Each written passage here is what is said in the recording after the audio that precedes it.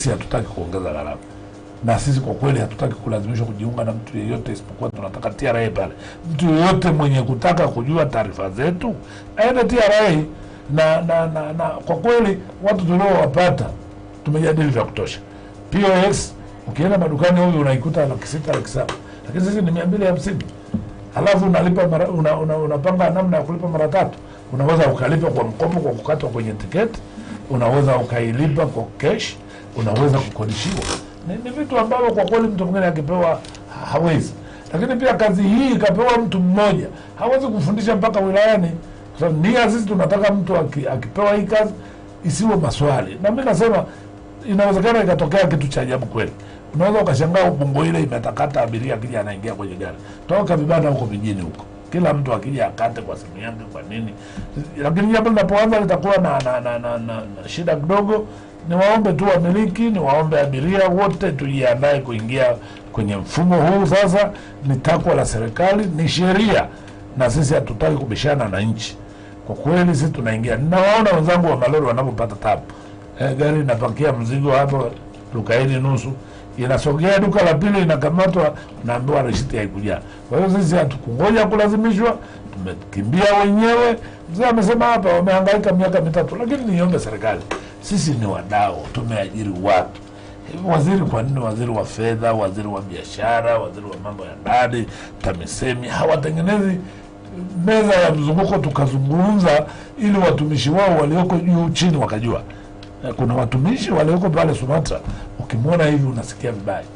Yeye anachokuona hata kama ni kitu cha kuonya, anaandika faini. Mtu gari imetoka Dodoma haina bakoli 3 za mikanda, iko Morogoro inaingia Dar es Salaam, badala ya kumwambia mtu wewe kafunge mkanda. Mimi kamanda wa polisi nampenda sana. Anasema hivi swala la kuonya limeenda wapi? Lakini sijasikia hii kauli ikitoka kwa mkurugenzi mkuu wa Sumatra. Kwa nini hamuonyi kitu ambacho sio hatari? Mwonye mtu ambaye unaenda Dar es Salaam funga imekana miwili. Kwa kweli sisi tumefikia hatua hiyo kwamba sasa tunaenda kisasa, na sisi tumeanza rasmi baada ya mkutano mkuu kuisha pale. Ndio tumeanza hivyo, na mchakato wetu umeenda, tumetangaza tena tarehe 11, tumefungua tarehe 11 mwezi wa pili, tumezifungua tarehe 25 kiserikali kabisa. Timu ya ufunguzi imepangwa, timu nyingine, na vizuri sisi kamati ya utendaji hatukusika, sisi tumebaki kama tena bado wamefungua negotiation evaluation imefanyika kwa timu, watu wa serikali wako ndani kwa kutuelekeza. Tumekuja kwenye negotiation, tumemaliza, lakini kama unavyojua kitu cha watu wengi wamesema ni vizuri kama inaweza ikashuka kidogo kwenye 0.7 ishuke. Ili tuweze kuendelea na shughuli zetu. Okay, katika mazungumzo ambayo mmeweza kuzungumza pale ni kwamba hamtaki LATRA waingilie. Kwa kweli hili tunasema wazi. Kwamba sisi tumeshaanza mchakato, yani tumemaliza mchakato, na watu wanapewa barua leo waliokubaliwa. Wakishapewa barua tena mtu atakayetuingilia tutamuuliza unatafuta nini? Tunataka ukusanye kodi.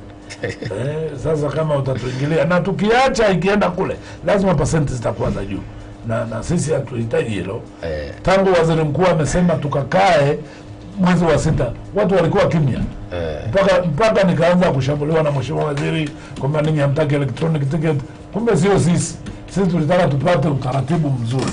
Lakini sasa utaratibu mzuri tumeupata. Sasa hatutaki tena kuingiliwa kwa kweli.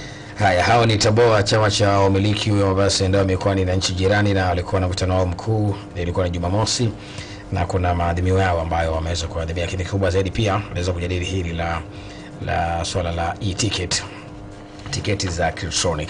Lakini turudi kwa mzee wetu Omar Kiponza.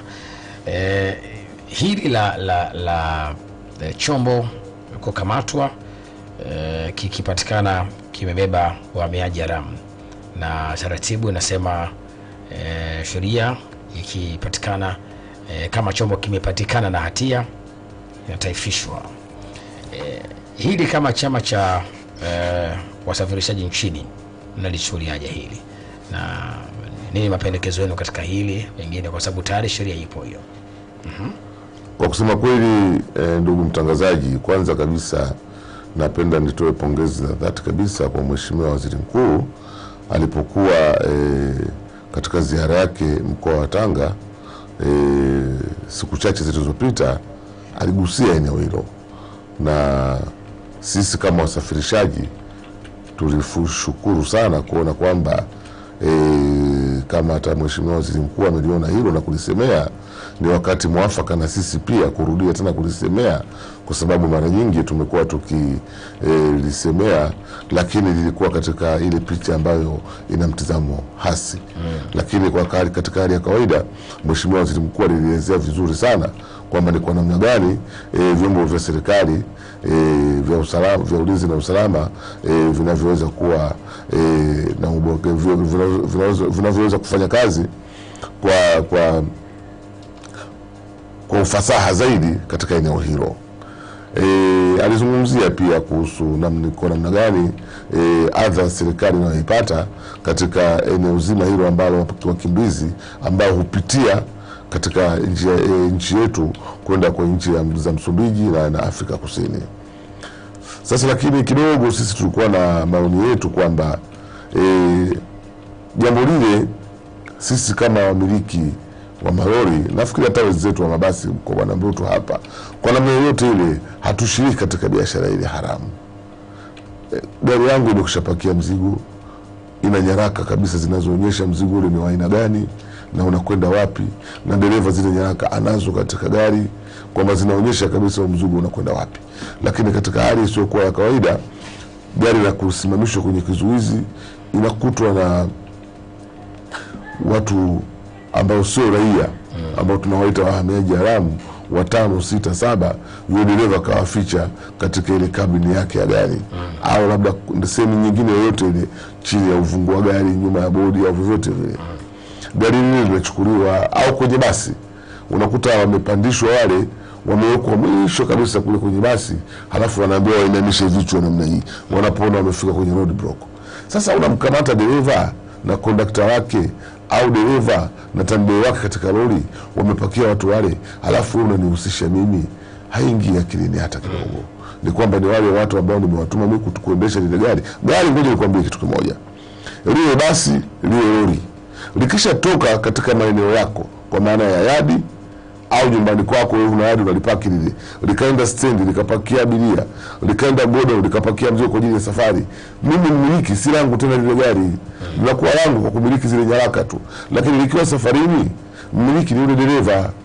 Ndio maana tunasema kwamba makosa ya dereva au kumiwe dereva, makosa ya mmiliki au kumiwe mmiliki.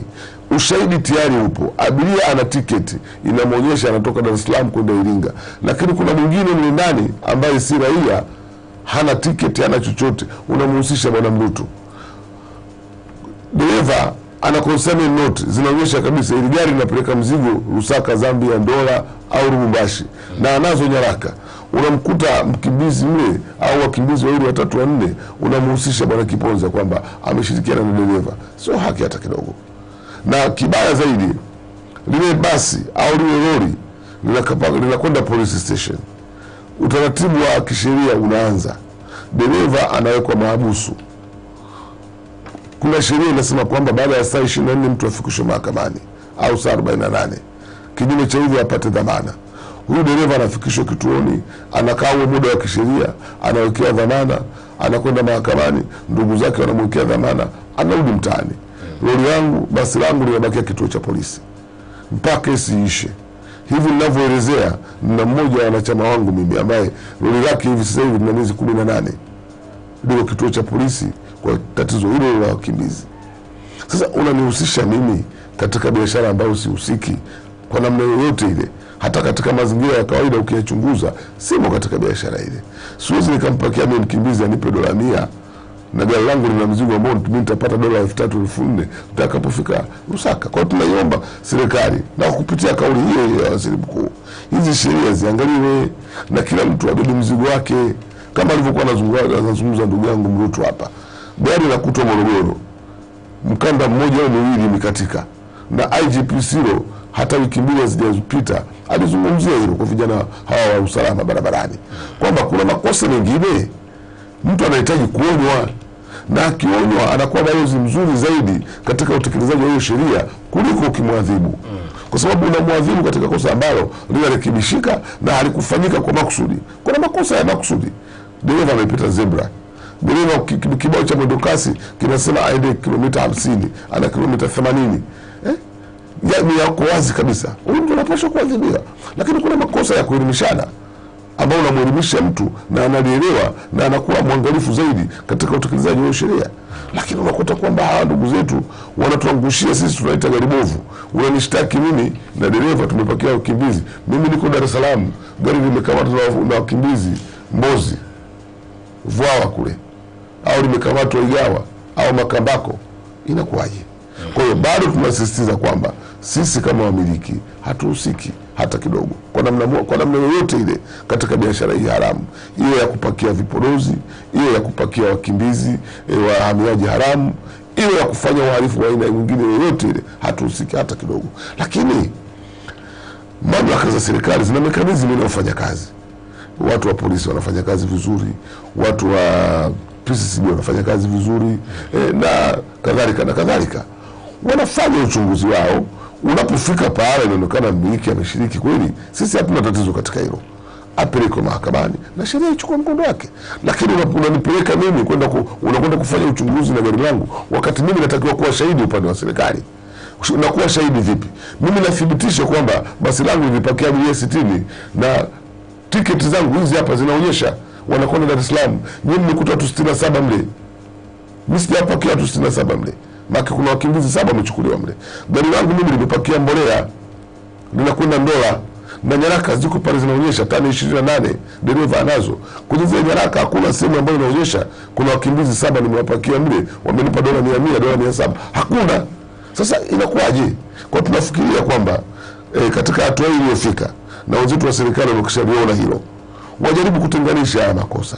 Lakini inapobidi, kama sisi wote tunahitaji, tumeshashtakiwa, kama dereva amepewa dhamana, basi na mimi chombo changu nipewe, kwa sababu chombo hiki kina nyaraka, kina leseni ya usafirishaji, kina kadi ya gari, kina kila kitu. Zitakapohitajika kwa ajili ya ushahidi, basi nitalipeleka. Lakini nyaraka zote muhimu wabakie nazo watu wa polisi, na mimi niendelee kufanya kazi na gari langu, kwa sababu magari yale sisi tunakopa, hatunui keshi, ili niweze kulipa benki, au kama ni basi pia niweze kumlipa ndio niuzie basi. Sasa unalizuia gari langu linakaa pale kielelezo, dereva kapewa dhamana kaondoka, gari langu linakaa kituo cha polisi mwaka 1, 2, mpaka linaoza pale, mpaka linaibiwa vifaa. Unakwenda kukuta pale halina betri, magurudumu yalichomoka, self starter iliibwa, basi inakuwa scrap alikiwa pale, eti kwa sababu dereva anapakia watu 5. Sasa tungeomba serikali pia iliangalie hilo kwa macho mawili zaidi, ili tuweze kuwa tufanye biashara kwa amani kidogo, kusema kweli. Okay. Huyu ni Bwana Omar Kiponza. Lakini kwa wamiliki wa mabasi, hii changamoto ya mizigo. Asante sana. Mzee ameendeleza vizuri ndugu wangu hapa Kiponza. Lakini mimi nitoa mfano mmoja tu. Kuna gari ya mwanachama wangu inaanzia Mbeya mjini, inakuja Dar es Salaam. Gari mbili hivi. Zimekutwa mtu amechukua vipodozi kidogo amekiweka ndani ya unga katikati. Bahati mbaya sana, mwenye gari yuko Dar es Salaam, lakini kilichonisikitisha, yule mwenye mzigo ule ilijulikana kwamba amepakia, nadhani wana watu wao wa intelligence huko, nadhani wanaambizana kwamba hiyo gari hawa au vijana wetu ambao ni wa serikali. Sasa nilichoogopa, yule mtu mzigo umekamatwa, umeonekana, na mwenye mzigo ameonekana, wote wamekabidhiwa polisi. Lakini mmiliki wa basi ameandikiwa dola 5,000. Wakati ile faini inasema kuanzia dola 10 mpaka 5,000. Yaani kituo cha TRA cha Mbeya pale kimeenda ile ya mwisho kabisa dola 5,000, milioni 13. Lakini mwenye mzigo amekamatwa na wamepata ushirikiano mzuri na watumishi, lakini ikafikia hapo. Na mwingine akatozwa dola 4,000 na kitu. Mimi nadhani kuna shida. Unajua, mtoto kama utampeleka mtoto shuleni, ndugu yangu Mihambo, akikosea baba akatandikwe, yule mtoto hatakuwa na akili. Hatakuwa na akili. Sasa nchi yetu hii, mimi nadhani nchi ni nzuri, viongozi wa juu ni wazuri, lakini kila mtu anafanya anachojua. Anasema labda nikifanya hivi nitapata cheo zaidi, nitakuwa labda manager wa kitu fulani. Tunafika mahali hebu tusishindane na nchi kwenye mambo ya mahakama. Kuna muundo nimeuona, mawaziri wameanza kuzunguka, walikuwa Mwanza wakachukua mikoa kadhaa, nasikia wanakuwa Jumatano mkoa kanda ya kaskazini, tutaenda kule. Lakini tukisema nao basi tuone hatua imechukuliwa. Dola 5,000 ni hela nyingi sana. Lakini ukipitia ile sheria, ndio maana namwambia mzee itabidi tuungane tu, zile sheria zikafanywa marekebisho. Kwanza tafsiri ya mahakama. Tutapiga kelele, tutakwenda kwa wabunge, tutaiambia kamati ya bunge ya sheria, tuambie bwana, sheria hii ya mtoto kukosa atandikwe baba, huyu mtoto atakuwa na akili. Na kwa kweli tungembana dereva ambaye ndiye mwenye tamaa, au kondakta ambaye ndiye mwenye tamaa. Siku nyingine mwenzake hatafanya, lakini kumbe akifanya anaebanwa ni mwenye gari. Kumbe gari litakaa, yeye ataondolewa. Sasa huyo mtu atakuwa na nidhamu ya kutii ile sheria namna gani? Kwa hiyo kuna mambo mawili tunataka kufanya. Tutamtafuta mawaziri wenye dhamana, tutaitafuta kamati ya bunge ya sheria ndogo, lakini pia ikishinda itabidi tutafute tu mahakama ili tufanye tafsiri ya sheria hizo. Ni kitu kigumu kidogo, ndugu yangu Miambo. Yaani tunaumia. Tunaangalia viongozi wetu wa juu wanasema wanatupenda, na ni kweli wanatupenda, lakini mbona tunapigwa sana hapa chini? Mtoto akosee baba atandikwe, mtoto akosee mama atandikwe. Yaani polisi mdogo bizi akosee ukamtandika AGPC au kamishna mkuu wa TRA. Mtu umemkamata mtu wako, mtumiwa wako, gari limekupa, na kama gari angalau ingekuwa inatoka mpakani kule, iko Mbeya mjini, imetokea Mbeya mjini, $5,000 imeandikwa kabisa, na unaambiwa umeshakiri, na kama ukulipa gari inazuiwa. Alichokuwa anasema mzee, tunaumizwa vitu visivyo na haki kabisa kwa kweli. Sasa hiyo naomba nichangie pia kidogo. Bwana Mrutu amezungumzia kwamba yule bwana alikamatwa na vipodozi, yani alikuwa anahusika na lile kosa live analo. Alipatikana, si ndio? Sasa hiyo faini ya shilingi dola 5,000 alionewa huruma sana. Kuna mwanachama wetu sisi amepigwa faini milioni 78, sijui ukibadilisha dola ngapi. Unafahamu? Huyu bwana amelia mpaka machozi ya damu. Na sijafuatilia kwamba jambo lake limefikia wapi. Na analia kwa sababu gani? Analia kwa sababu kuna dhamana mbili alizokuwa nazo. Leo limekamatwa na miezi 3 pale. Ni jipya. Linatakiwa lilipiwe installment. Yeye mwenyewe anatakiwa kuishi kwa ajili ya hilo gari na familia yake. Ana watoto shule, ana mambo chungu nzima. Ni msiba kwa kweli. Kwa hiyo wamiliki tunakuja kutiwa kwenye mitihani, tunakuja kuadhibiwa kama anavyosema Bwana Mrutu. Mtoto anakosa shuleni hesabu, baba anakuja kutandikwa viboko. Yule mtoto hawezi kurekebishika hata kidogo. Kila mtu abebe mzigo wake. Dereva aliyokamatwa amebeba vipodozi, akishirikiana na mwenye vipodozi kama alivyozungumza Bwana Mrutu hapa, wafikishwe mahakamani. Yule mmiliki anakwenda kuchukua nafasi ya shahidi, anathibitisha kweli huyu bwana alipanda kwenye gari langu, lakini mimi sikuona kama akiwa na mzigo wa aina hiyo katika ununuzi wangu. Basi yule mtu anaadhibiwa, kwa sababu anaweza akakataa yule bwana, akasema mimi sikupanda hiyo basi, au mimi sikupanda hiyo gari, nyinyi mnamdanganya. Sasa mimi nasimama upande wa serikali, tutakomesha hili jambo kama tutakwenda sambamba, kama tutashirikiana vizuri na serikali katika kukomesha hili jambo. Kwa hiyo kama anavyosema Bwana Mrutu, wajaribu kuliangalia watu wa serikali, na kama anavyosema tafsiri ya sheria pia pana umuhimu sana wa kwenda kwenye kamati ya bunge, kamati ndogo ya bunge inayohusika na sheria, kuweza kuangalia ni kwa namna gani tunaweza tukatafsiriwa kwa ufasaha zaidi, na wakati zoezi likiendelea basi matumizi ya sheria yanakuwa yanasimama, kwa sababu tunaumia kwa kusema kweli kwa kiasi kikubwa sana. Kwa hiyo nyinyi mmeona kuna umuhimu sasa kati ya chama cha wamiliki wa mabasi ndio imekuwa na nchi jirani Tabora na chama cha wasafirishaji kuungana kwa ajili ya kuomba ufafanuzi wa kutafuta tafsiri hizo sheria kwa niaba ya wanachama wetu na sekta nzima ya usafirishaji. Okay, bwana Enembro tu nitakutupia mpira afu kisha baadaye tutakuja kwa mzee wetu Omar Kiponza, kisha tutaangalia maoni ya msikilizaji na mtazamaji pia moja kwa moja. Na hili la basi likiharibika, basi hata kama liko njiani ndani ya masaa 8 utayari ushafaulisha abiria kuendelea na safari. Wamiliki hili sio masaa 8, ni mawili. Masaa mawili. Unajua kuna vitu vya ajabu kweli. gari imefia Chalinze kipindi cha high season, gari imejaa, natakiwa nitoe gari Morogoro au Chalinze au Dar es Salaam. Kutoka Dar es Salaam mpaka gari itoboi Chalinze yenyewe ni masaa 4. Utakutana na mizani Mikwaza, utakutana na foleni Dar es Salaam.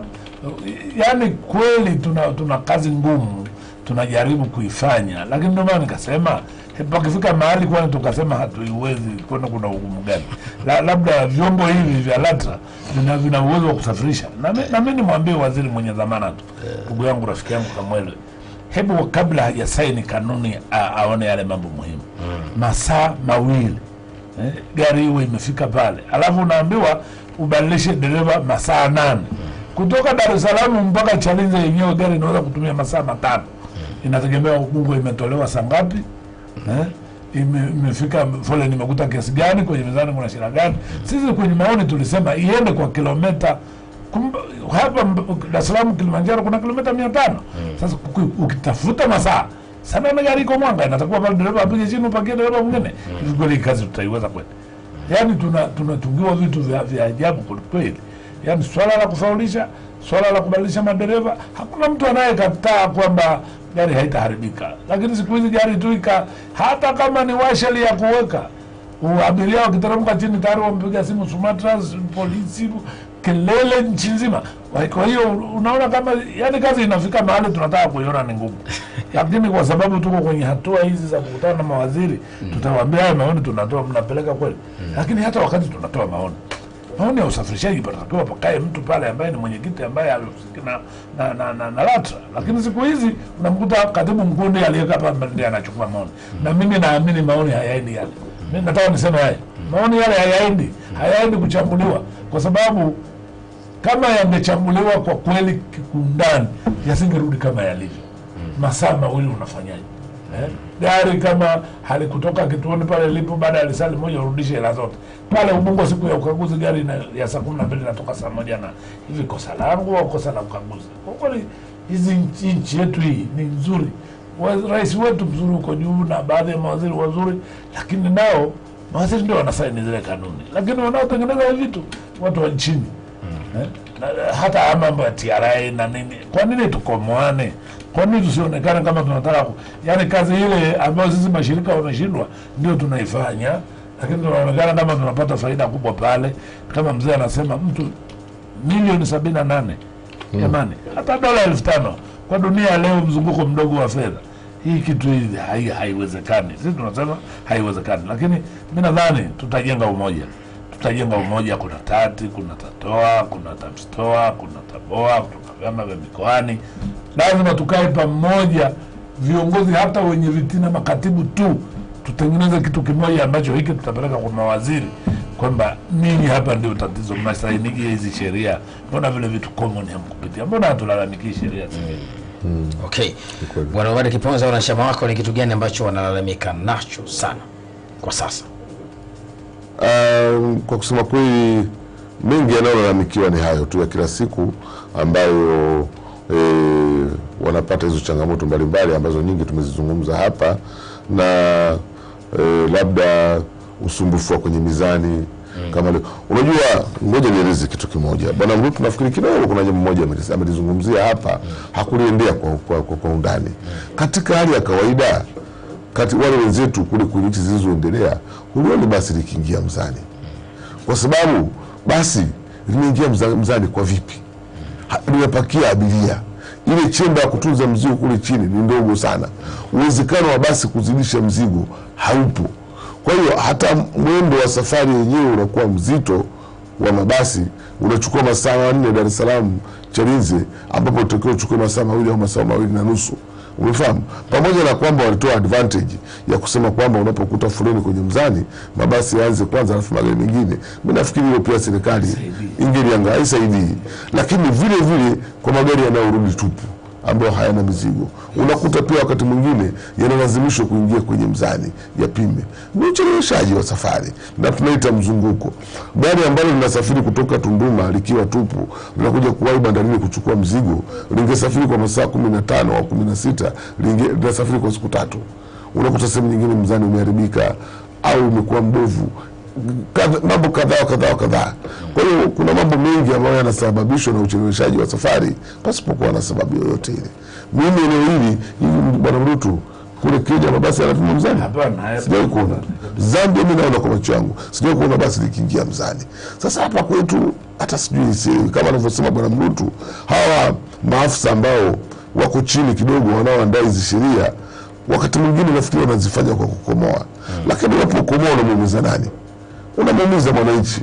Na wewe unaitunga sheria ya ajabu, wewe uko kule ofisini, ile sheria inamgusa mjomba wako na ndugu zako wengi tu. Kwa hiyo tuangalie sheria zile ambazo zinazokuwa rafiki, ili biashara ya usafirishaji ifanyike kwa urahisi zaidi. Hiyo unasafirisha abiria, hiyo unasafirisha mizigo, kazi hii ifanyike. Sio kila siku tunakaa tunalalamika tu sisi, hiki kilikwenda hiki, haipendezi hata kidogo. Kwa kuna vitu ambavyo tunafikiria kwamba watu serikali waviangalie, tukae pamoja tuweze kuondoa hizo kasoro ili sekta ya usafirishaji iweze kuboreka. Okay. Nashukuru sana Bwana Enem Mrutu. Wakati wa mkutano wenu mkuu pia mlizungumzia VTS. Na VTS mmeenda mbali zaidi.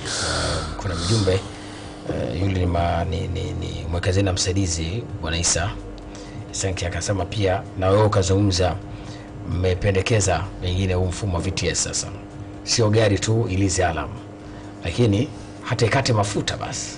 Hili ni zuri na mmefikia wapi? Hili huko ni sheria. Na mimi juzi nilipoenda LATRA nimemwambia mkubali mkatae tutafunga kikata mafuta. Iliko kwenye sheria. Sasa sijui mwanzo walikuwa hao watu waliotufungia VTS wanasema kuna kitu fulani kinafungwa pembeni gari nakata mafuta. Sasa Sumatra anasema wako wanaliangalia, unaliangalia nini? Tulishafunga huko nyuma. Sisi tumesema car tracking system iendelee, lakini tufunge kikata mafuta. Dereva kila saa anaangalia mshale pale. Sasa akija kupata ajali unamlaumu nani? Sisi tumesema hili tunalifunga ili tushitakiwe kwa kufunga vikata mafuta. Kama kweli tukikata kitu, tukifunga kitu ambacho kiko kisheria tutashitakiwa, basi ni safari hii. Na sisi tuko safe sasa. Tuna bodi ya wadhamini ambao sasa badala ya kumpeleka Kiponza au kumpeleka Enea, sisi ndio chama kinasimama. Kinasema sasa tunashitaki kwa hili.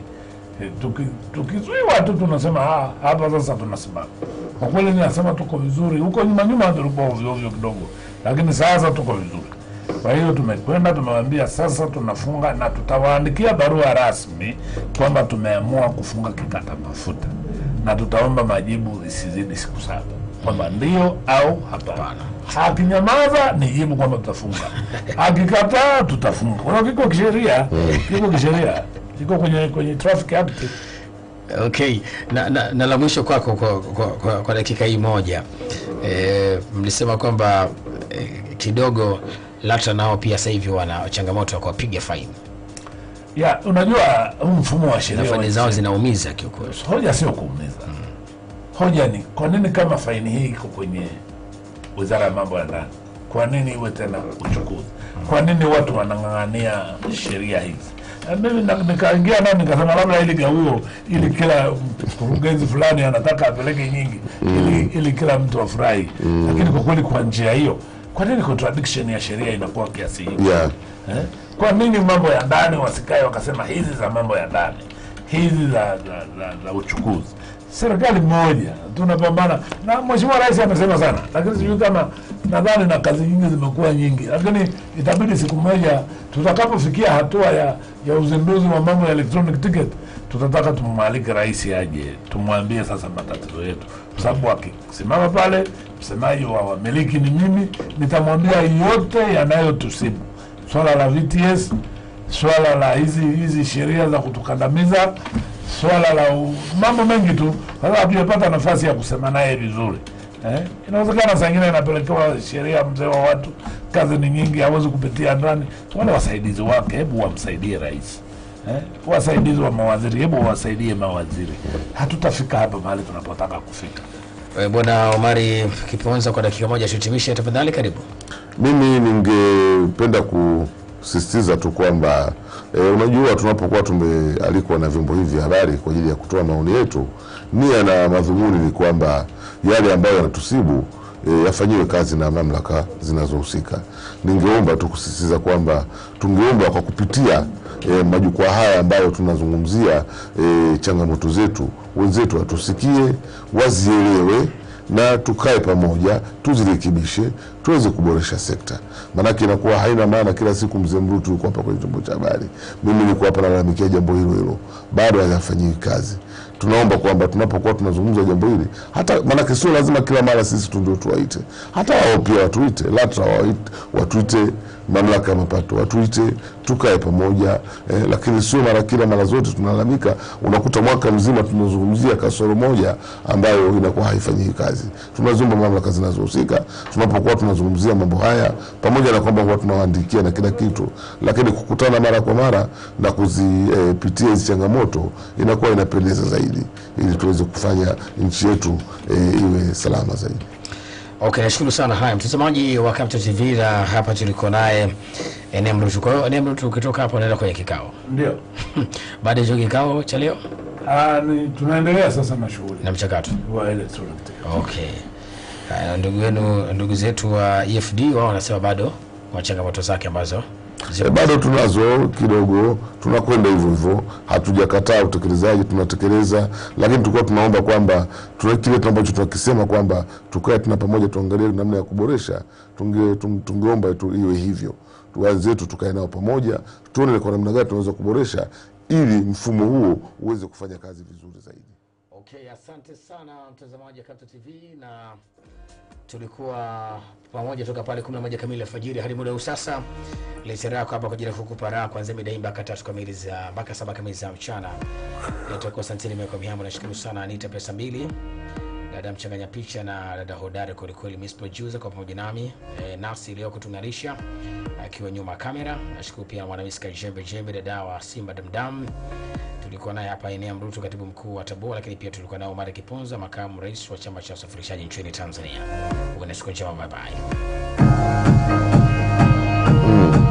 Naona wanapiga simu kweli.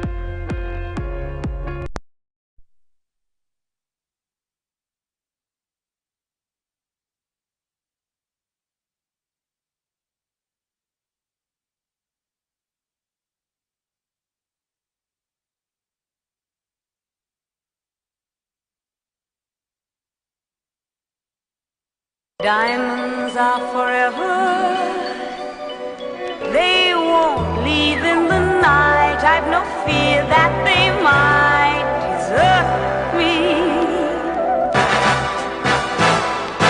Diamonds are forever, forever, forever. Diamonds are forever, forever, forever, forever.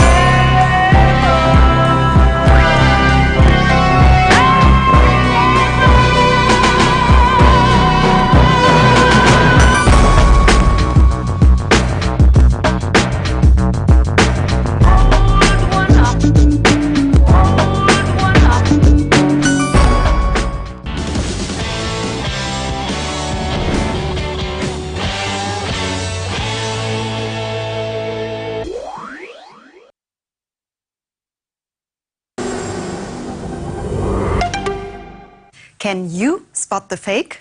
Deepfakes, videos faked by AI, seem deceptively real, and they're a serious threat to society. In order to expose deepfakes, 2 experts are embroiled in a battle in the name of science. While one of them fakes, the other unmasks. We met up with both of them. Deepfakes, our topic today on Shift.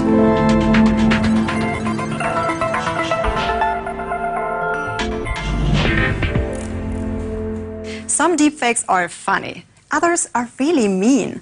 It's fascinating how researchers can manipulate videos with the help of artificial intelligence. I tried out what it was like to control someone else's face. Check me out as Scarlett Johansson, Bruce Lee, or Vladimir Putin. It's pretty impressive to see how easy that was with the right technology. And in real time, too. I don't even want to imagine what could happen if a fake president declared war. How can we stop fake news or deepfakes? That's what scientists are asking themselves, too. We met the 2 most renowned deepfake experts in the US.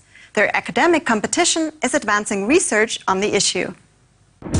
Most consider Hao Li to be the best deepfake artist in the world. The German computer scientist teaches at the University of Southern California and manipulates videos for science. You know, as hard as it sounds, we're also trying to advance it in order to be able to detect them, right? Because if you don't understand how they are being generated, if you don't have the capability of generating realistic deepfakes, there is no way to effectively detect those either. His opponent, Hani Farid, uncovers deepfakes. A professor at the University of California, Berkeley, he's a world-leading expert in digital forensics. I think the biggest obstacle in detection is that the field is moving so quickly. Every 3 months, you see new advances in the creation of fake content. So our adversary, if I can call them that, is not static. They are changing, and they are changing really, really fast.